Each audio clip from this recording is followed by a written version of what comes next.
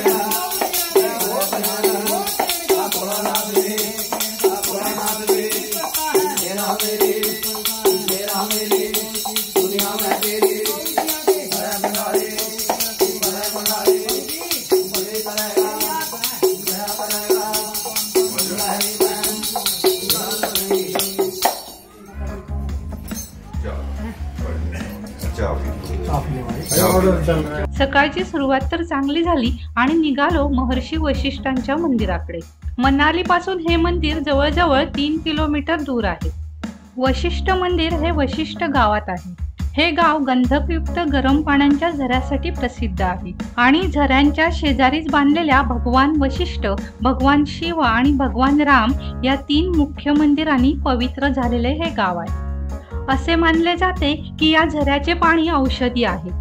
यामुळे बरेचसे त्वचारोग, संक्रमण आणि वेदना बऱ्या होतात। महर्षी वशिष्ठ ब्रह्माजींचे मानसपुत्र होत। त्यांचा जन्म ब्रह्मलोकात सृष्टीच्या प्रारंभी झाला होता आणि ते अमरत्वाला प्राप्त झालेले आहेत। सप्त ऋषीमध्ये त्यांना विशेष स्थान प्राप्त झालेले आहे। त्या वशिष्ठ ऋषींच्या तपस्थलीकडे जात आहोत। ग्रामपंचायत शनाग हा रस्ता मनालीतल्या प्रसिद्ध जोगनी वॉटरफॉलकडे सुद्धा जातो आणि हा रस्ता म्हणजे एक अरुंद गल्लीच म्हणा ना, पण इथे कॅफे सुद्धा आहे।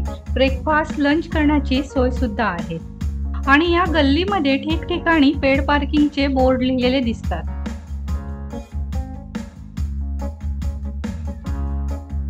कार पुढे जाईल इथपर्यंत अजूनही रस्ता दिसतो।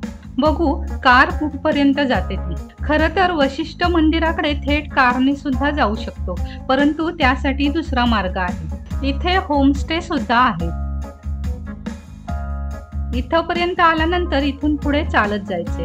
हा महर्षी वशिष्ठ मंदिराकडे जाणारा रस्ता आहे आणि हा जोगनी वॉटरफॉल आहे आणि इथून जोगनी वॉटरफॉलकडे जाण्याचा मार्ग आहे।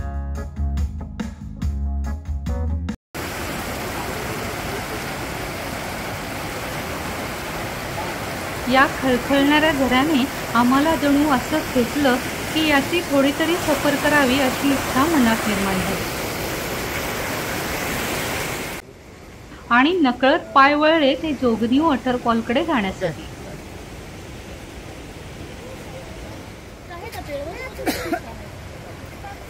हे एप्पल का है? हाँ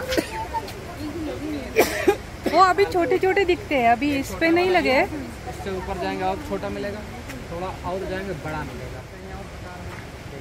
जोगनी वॉटरफॉलकडे जाणारा हा रस्ता जवळजवळ 2 ते 2.5 किलोमीटरचा आहे। जोगनी जलप्रपात आणि पक्ष्यांच्या किलबिलाटाने भरून गेलेला हा हिरवागार परिसर. हा रस्ता पाहिल्यावरच लक्षात येतं की आपल्याला वर वर चढत जायला लागणार आहे.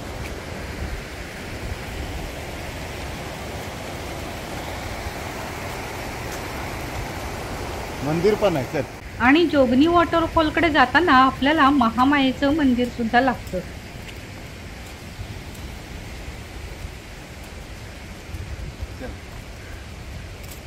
यही है मंदिर.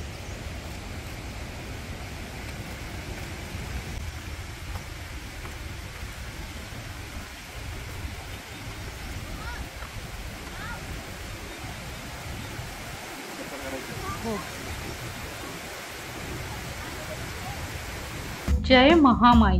शराब पी के अंदर जाना मना है. चमड़े की कोई वस्तु व जूते अंदर लेकर ना जाए. कूड़ा करकट डस्टबिन में ही डाले. कोई भी कार्य करना हो तो करदार या पुजारी से संपर्क करें. उल्लंघन पर 5,000 रुपये जुर्माना लिया जाएगा. महामाई कमिटी, जोगनी वॉटरफॉल, बाहन. हे मंदिर काळ्या दगडामध्ये बांधलेले दिसते. गर्भगृहात देवीला लाल चुनरी अर्पण केलेली दिसली.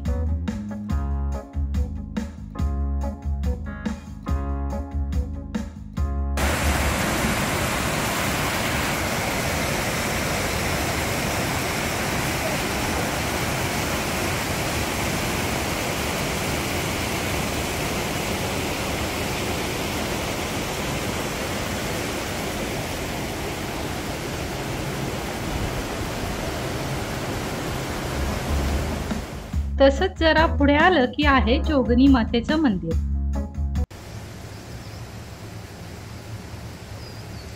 सर्व मंगल मांगल्ये शिवे सर्वार्थ साधिके शरण्ये त्र्यंबके गौरी नारायणी नमोस्तुते.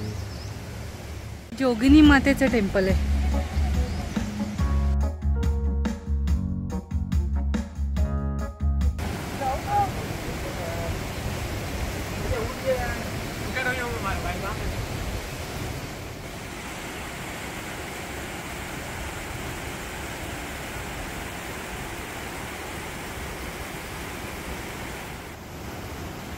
चला.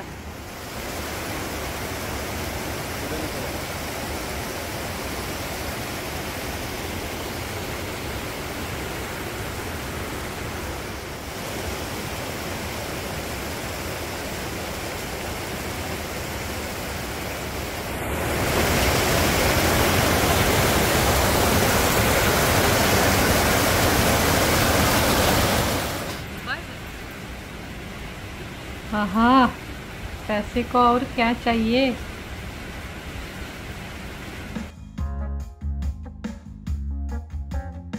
आणि तिथूनच परत फिरलो ते महर्षी वशिष्ठ मंदिराकडे जाण्यासाठी. मंदिराकडे जाणारी ही पायवाट पक्की बांधलेली दिसते. इथून जाताना सफरचंद आणि पियर्सची झाडंही पाहायला मिळतात. कुल्लू घाटीतील मर्यादा पुरुषोत्तम प्रभू श्रीराम मंदिर आणि रघुवंशाचे कुलगुरू ब्रह्मर्षी वशिष्ठ यांचे मंदिर हे प्रसिद्ध तीर्थस्थळ आहे. रघुवंशाचे कुलगुरू असल्यामुळे ते प्रभू श्रीराम आणि लक्ष्मण यांचे सुद्धा गुरु होते. महाभारतात एक कथा आहे. एकदा राजा कल्माशपात शिकार करण्यासाठी जंगलात गेला होता. त्याने खूप प्राण्यांची शिकार केली. शिकार करून करून राजा कल्माशपात आणि त्याचे सैनिक थकून गेले होते. जंगलामध्ये त्यांची भेट महर्षी वशिष्ठांचा पुत्र शक्ती याच्याशी झाली. राजाने ऋषी शक्तीचा वाईटरित्या अपमान केला. राजा असूनही राक्षसासारखे वर्तन पाहून ऋषी शक्तीने राजाला शाप दिला की हे राजा, तू नरमांस खाणारा राक्षस होशील. इथून जाताना दुतर्फा अशी सफरचंदाची झाडं आहेत आणि पक्ष्यांचा किलबिलाटी कानावर पडत असतो.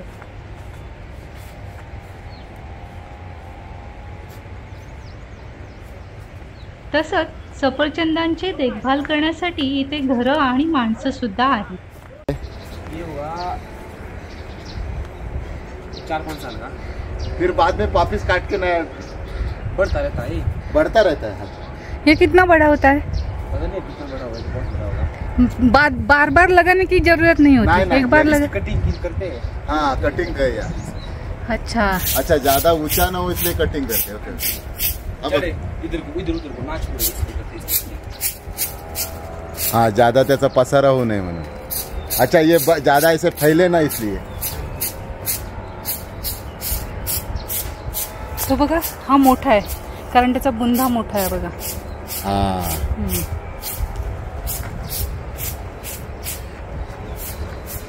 तर राजा कल्माशपाद राक्षस बनल्यानंतर त्याने ऋषी शक्तींसहित वशिष्ठ ऋषींच्या 100 पुत्रांना खाऊन टाकले। पुत्र शोकाने व्याकुळ झालेले महर्षी वशिष्ठ पत्नी अरुंधती सहित हिमालयात जाऊन राहू लागले। तिकडे त्यांनी देह त्यागण्याचा प्रयत्न केला, परंतु तो असफल ठरला। त्यानंतर ते परत अर्जिक या नदीच्या किनारी आले। इथे येऊन त्यांनी स्वतःला नागपाशात बांधून घेतले आणि ते नदीच्या मधोमध देह त्यागण्याच्या हेतूने गेले। नदीच्या मधोमध जाताच त्यांचे पाश तुटून गेले, त्यांची व्याकुळताही संपली आणि ते पुत्रमोहातून मुक्त झाले। अर्जिकिया नदीमध्ये महर्षी वशिष्ठ पाशमुक्त झाले, म्हणून अर्जिकिया नदीचं विपाशा हे देखील संस्कृत नाव आहे। महर्षी व्यासांच्या नावावरून याच नदीला व्यास नदी असंही म्हणतात। त्यानंतर महर्षी वशिष्ठांनी इथे घोर तपश्चर्या केली, थोडी नव्हे तर 88,000 वर्ष।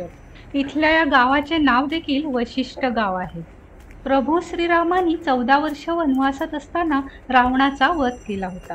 पुण्याचा विजय झाला होता, असुरांचा नाश झाला होता, तरी सुद्धा प्रभू श्रीरामांना ब्रह्महत्येचं पातक लागलं होतं। अयोध्येत आल्यानंतर त्या पातकापासून मुक्त होण्यासाठी प्रभू श्रीरामांनी अश्वमेध यज्ञ करण्याचा निर्णय घेतला। त्यावेळी कुलगुरू वशिष्ठ तपश्चर्येत मग्न होते। अन्य ऋषींचा सल्ला घेऊन लक्ष्मण त्यांना इथे जिथे वशिष्ठ ऋषी तप करत होते तिथे येऊन भेटले। त्यावेळी थंडीचे दिवस होते। थंडीच्या दिवसात तर इथे किती थंडी असेल बापरे, अशी कल्पना केली तरीही कुडकुडायला होतं। अशा थंडीच्या दिवसात लक्ष्मण जेव्हा इथे आले होते तेव्हा त्यांनी त्यांच्या गुरुसाठी गरम पाण्याची सोय व्हावी म्हणून तिथल्या जमिनीमध्ये अग्निबाण मारला होता आणि गरम पाणी निर्माण केले होते। परंतु गुरु वशिष्ठ हे तपस्वी होते, त्यांना गरम पाण्याची आवश्यकता नव्हती। त्यांनी थकलेल्या लक्ष्मणाला तिथे स्नान करायला सांगितले आणि वर दिला की या पाण्यामध्ये जे स्नान करतील त्यांचे चर्मरोग नष्ट होतील। अशी कथा आहे वशिष्ठ मंदिराच्या येथील गरम पाण्याच्या कुंडाबाबत।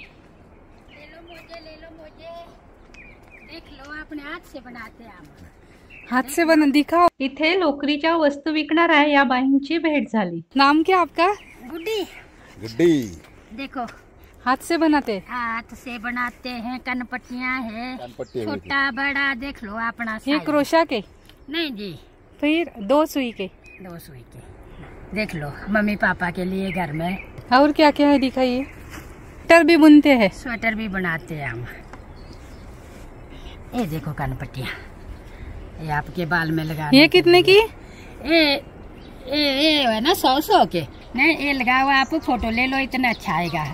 ये देखो आपको कैप कैसी जैसे, वैसे इनको ये जैसे। देखो आपको कैप जैसे रही है, बढ़िया अच्छी। आप किधर इधर ही रहते हो? इधर पीछे रहते हैं हम। ऊपर रहते हैं या नीचे ही रहते? ऊपर पहाड़ों में? पहाड़ों में हमारा घर है। हाँ, तो कितना देर लगता है उधर जाने के लिए? 1 घंटा लग जाएगा। 1 घंटा। वरती जायला डब्बा लिया है खाने का? खाने का नहीं है कुछ। हाँ दे दो, आपकी मेहनत है ना। वही ना जी, मेहनत है। ठीक है, थँक यू। इथून जाताना पक्ष्यांचा किलबिलाट आपलं मनोरंजन करत असतो।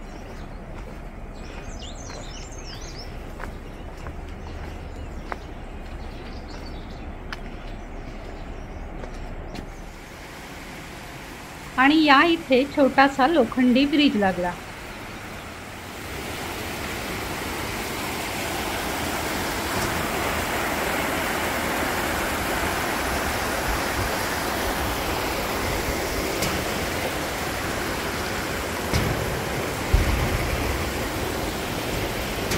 हा ढमढम येणारा आवाज हा पत्र्यावरून चालताना येणारा आवाज आहे।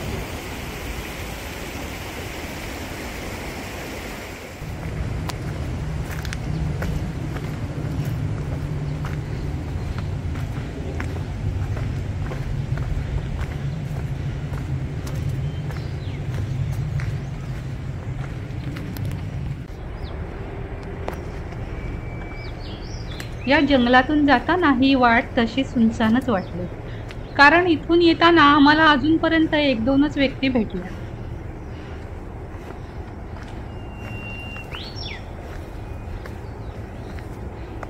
इथून चालताना मात्र दुसरं कुठलंही संगीत ऐकण्याची गरजच भासली नाही. पक्ष्यांचं, वाऱ्याचं, झऱ्याचं इतकं गोड हितगुज चालू होतं की पावले आपोआप उठत होती.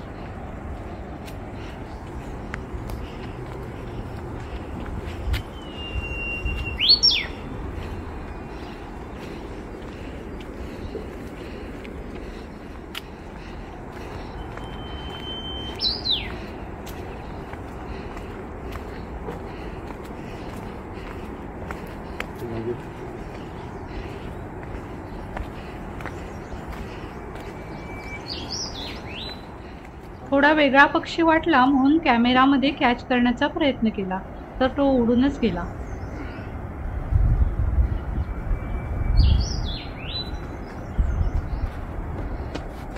इथलं हे झाड सुद्धा वेगळंच होतं, पण विचारणार कोणाला हा प्रश्नच होता. मला वाटतं या जंगलात आपल्याला काय काय बघायला मिळेल, पक्षी वगैरे सुंदर सुंदर.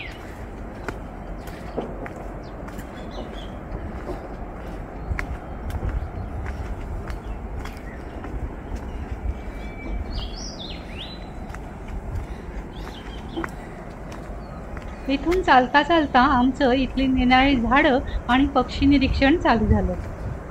बरीचशी झाडं ही अनोळखीच आहेत आणि त्यामुळे ती लक्ष वेधू लागली.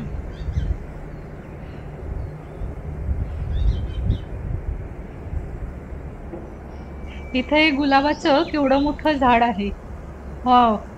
आणि ही सफेद फुलं जोगिनी वॉटरफॉलच्या इथे सुद्धा दिसली होती.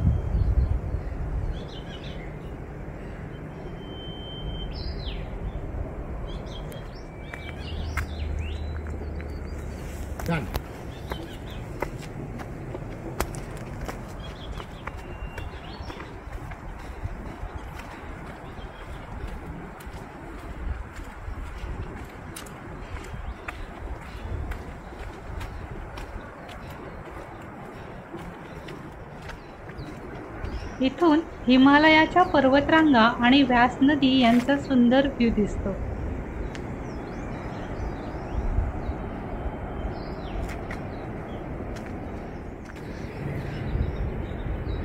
या झाडाच्या शेंड्यावरून पक्ष्याचा वेगळाच आवाज येऊ लागला, त्यामुळे त्याला शोधायचा हा एक प्रयत्न.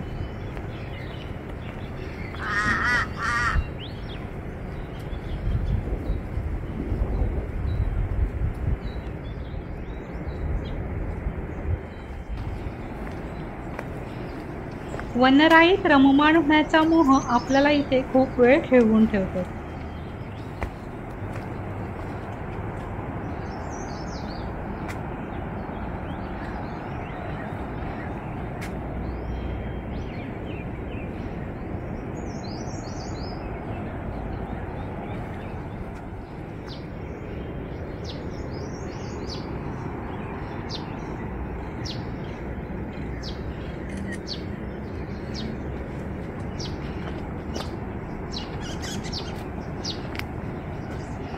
ही उंचच उंच कोणती बरं झाडं असतील.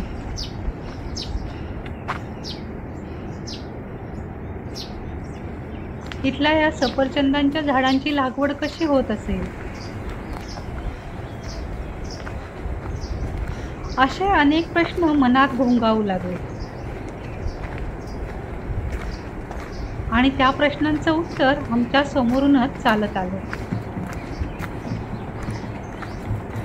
ना माहिती असेल. ये पेड़ कौन सा है? कौन सा? ये वाला. हाँ, ये मोरू बोलते हैं. मोरू जो आगे वाला ये दूसरा है जो पत्ते वाला है ना. हाँ, इसको ये बड़ा बड़ा ये वाला ना. ये हाँ? बड़ा था पुणे. हाँ, ये मोरू बोलते हैं. मोरू. और वो पत्ते वाला? ये पत्ते वाला है दूसरा. हम बोलते हैं इसको, नाम नहीं आ रहा. आप ये एप्पल के ऊपर ये स्प्रे मारते हैं. अच्छा होता है. ये एप्पल पेड़ है सर. ये नाशपाती है. ये जंगली है ना. नाशपाती कौन सा है? ये वाला है नाशपाती. अच्छा, ये वाला नाशपाती. नाशपाती है, बाकी एप्पल है. और ये एप्पल का है. हाँ. नाशपती यानी क्या है वो गोल क्या है? नाशपती म्हणजे बड़े पत्ते जो पियर बड़ा हो. इसको बोलते हैं कोश। Pier pier. अच्छा पियर्स का है वो? हाँ हाँ. हे ये बघितलं. कोश बोलते हैं, कोश कोश, लकड़ी के लिए कोश। होता है। ये इसका पत्ती भेड़ी के लिए, गाय के लिए होता है। इसका पत्ती हाँ, वो, ये वो। जो बड़ा पेड़ है ना, उसका बड़े उसका. वाला नहीं, ये तो कोश है लकड़ी के हाँ लिए हाँ. होता है। ओ उसका बाजू का वाला. हाँ. बाजू वाला है बड़ा है ना, उसका नाम क्या है? इसका नाम मोरू है, परे वाले का नाम कोश है। हाँ मोरू तो कोश। हाँ जी, हाँ. दोनों कोश। और ये जो एप्पल का पेड़ लगाते हैं हाँ. उसकी ये क्या बोलते हैं उसको? छाटते हैं उसको? नहीं नहीं, वो डाली लगाते हैं. नहीं नहीं नहीं नहीं, इसकी जड़ के साथ, रूट के साथ होती है। जैसे रूट होता है ना, रूट लगाते हैं। हाँ. इसका रूट होता है, रूट से छोटा होता है, वैसे ऐसे ब्रिक होता है पहले, हाँ हाँ. फिर बड़ा हो जाता है, फिर लगा के ऐसा अच्छा. बड़ा हो जाता है। मतलब सीड डालते हैं उसका, हाँ. बीज डालते हैं. नहीं, बीज तो नहीं डालते, इसकी कलम होती है। कलम हाँ. कलम होती है, जैसे एक दूसरा पेड़ होता है, उसको लगाते हैं पहले, फिर उसके बाद 1 साल उसको छोड़ देते हैं, दूसरे साल फिर एप्पल की जो है कलम कर देते हैं, फिर ये पेड़ आ जाता है। ये कलम के नीचे नहीं लगा हुआ, कलम जो इसके नीचे है ना, यहाँ से ऊपर कोई ग्रोथ कर रहा है, तो उसको नहीं दबाते, थोड़ा सा रख लेते इसकी जगह, अच्छा फिर अच्छा. ये पेड़ बड़ा हो जाता है, फिर बाद में इसकी कटिंग हो जाती है। हाँ.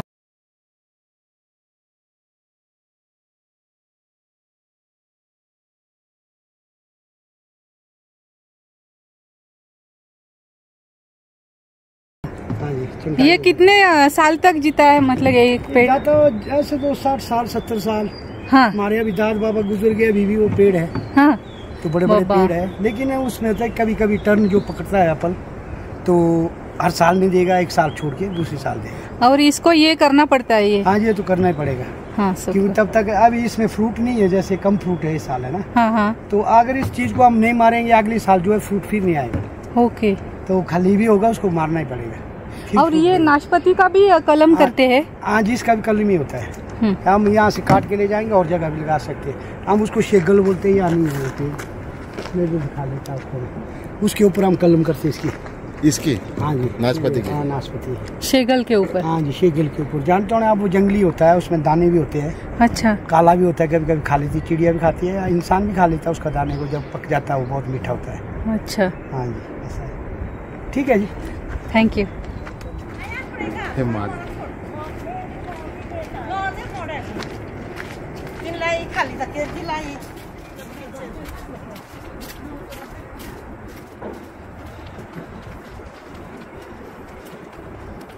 इथून चालताना आम्ही अंदाज घेऊ लागलो, मंदिर आलं का, मंदिर आलं का, अशी घरं दिसली आणि आम्हाला वाटलं की मंदिर जवळ आलं, पण नाही, अजून पुढे चालायचं होतं. हे वशिष्ठ गाव सुरू झाले.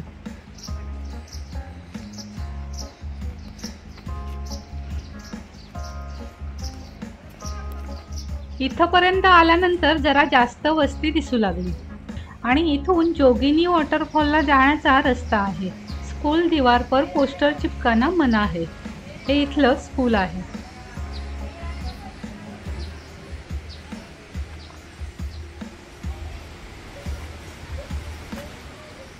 Kullu handmade woollen socks. एवढं चालत आल्यानंतर या दुकानामध्ये सरबत पिण्याची इच्छा झाली. हे क्या है?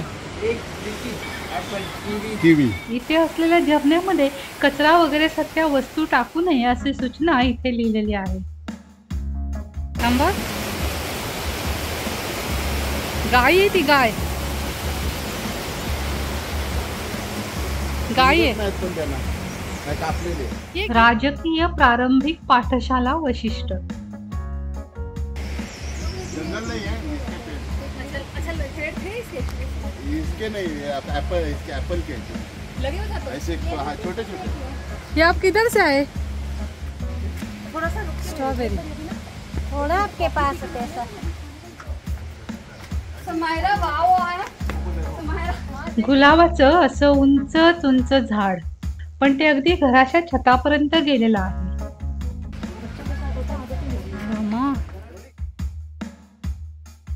इथली घरं वेगळी, परंपरा वेगळी. इथे घरांच्या बाहेर गुरं बांधलेली दिसली आणि इथली स्थानिक स्त्री विणकाम करतानाही दिसली.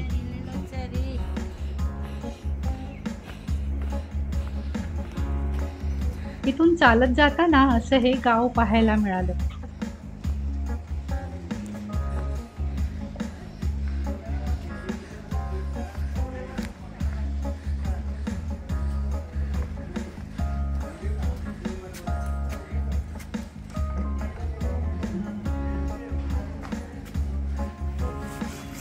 येलो गुलाब कुठं आहे?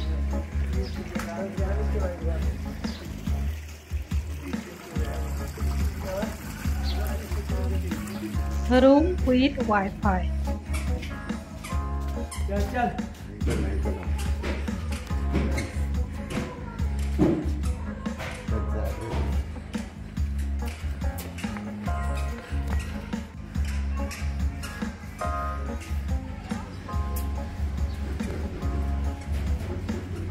पुस्तकांची जागा सगळ्यांची. इथं येईपर्यंत आम्हाला अर्धा तास लागला आणि येऊन पोहोचलो महर्षी वशिष्ठ मंदिराच्या इथे.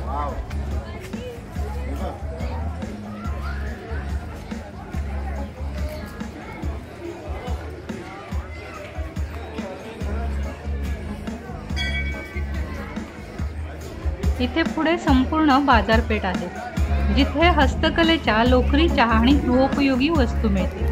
कोरीव काम केलेली काष्टशिल्पातील ही मंदिरे अतिशय सुंदर दिसतात. इथे चप्पल ठेवण्याची व्यवस्था आहे. आम्ही आलो तेव्हा शिवमंदिराच्या शेजारी होम हवन चालू होता. मंदिराबाहेर असलेले हे ससेवाले तुमच्या हातात ससा देऊन तुमचा फोटो काढतात. इथलं हे शिवमंदिर स्वयंभू शिवमंदिर आहे. दुपारी 1 ते 2च्या दरम्यान ते बंद असतं.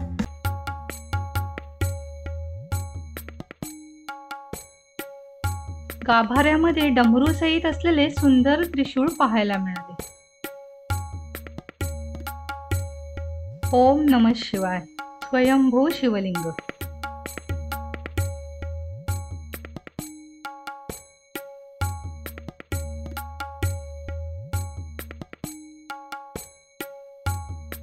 बाहेरून दिसणारं हे शिवमंदिर. इथल्या छताला लावलेले हे काळे दगड असावेत असं वाटतं.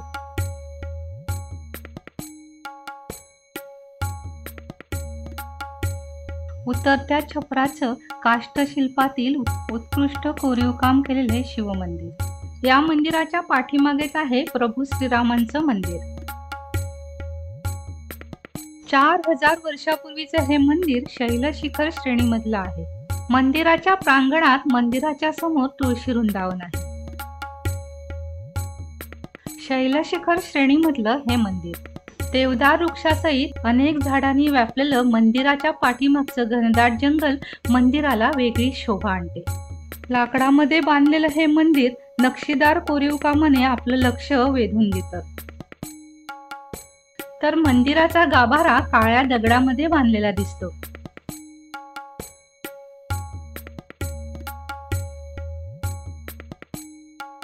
दगडांवरती कोरीव नक्षीकाम केलेलं दिसून येतं आणि त्रिमूर्तींचं चित्रही कोरलेलं दिसतं.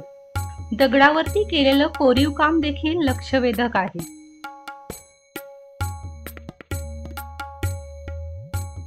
हा गाभाऱ्याच्या पाठीमागचा भाग.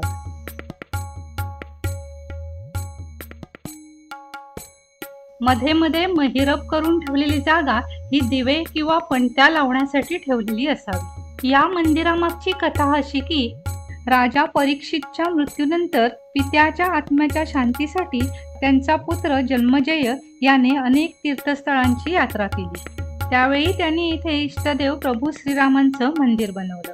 कालांतराने मंदिरातील प्रतिमा चोरीला गेल्या. इसवी सन 1600 मध्ये राजा जगतसिंहने कुल्लू मध्ये वैष्णव धर्माचा प्रचार केला. राजाने त्याच्या अनुयायांना अयोध्यावरून प्रभू श्रीरामांची मूर्ती आणण्यासाठी पाठवले आणि ती मूर्ती अशी हवी होती जी अश्वमेध यज्ञाच्या वेळी प्रभू श्रीरामांनी आपल्या समोर बसवून बनवली होती. परंतु त्यातील नक्की मूर्ती कोणती हे ओळखता न आल्यामुळे 2 मूर्त्या आणल्या गेल्या. राजाने त्यांची स्थापना वशिष्ठ आणि मणिकर्ण राम मंदिरामध्ये केली.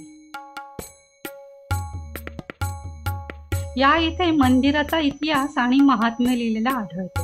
याच स्थानी ब्रह्मर्षी वशिष्ठ आत्मग्लानीतून मुक्त झाले होते आणि इथे त्यांनी घोर तपश्चर्या केली होती.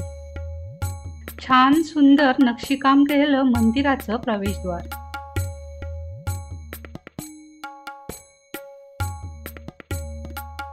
डाव्या बाजूला श्री मारुती आणि श्री गणेशजी विराजमान आहेत आणि उजव्या बाजूला शिवलिंग आहे. मंदिराच्या प्रवेशद्वाराच्या शेजारी दोन्ही बाजूला असे झरोके आहेत.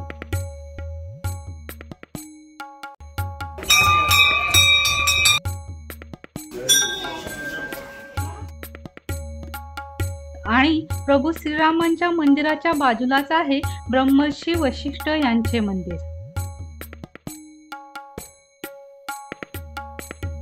ब्रह्मर्षी वशिष्ठ मंदिराच्या सभोवतालचा हा परिसर. इथे या मंदिराचं महात्म्य लिहिलेलं आहे. सप्त ऋषींपैकी एक 88,000 ऋषींमध्ये सर्वश्रेष्ठ रघुवंश कुलाचे कुलगुरू ब्रह्मर्षी वशिष्ठ यांचे मंदिर. मंदिराच्या समोरच आपल्याला पादुकांचे दर्शन घेता येते.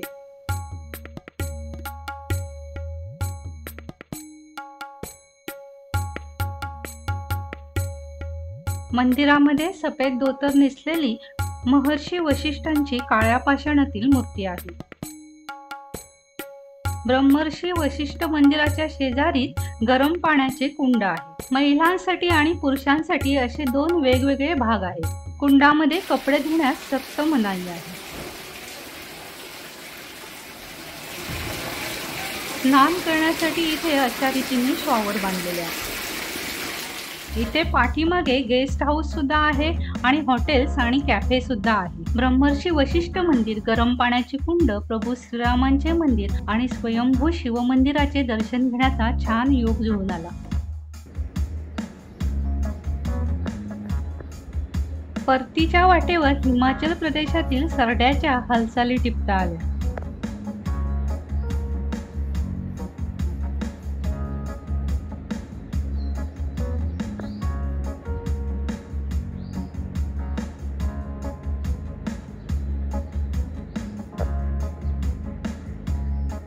आणि परतत असताना जोगिनी जलप्रपातचं असं सुंदर दृश्य टिपता आलं.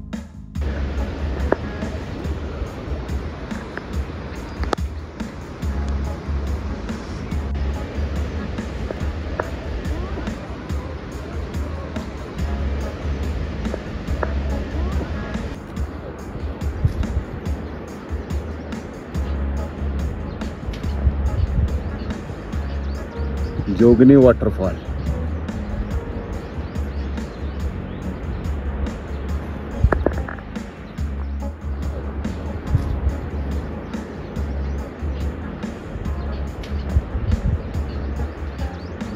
जोगनी वाटरफॉल.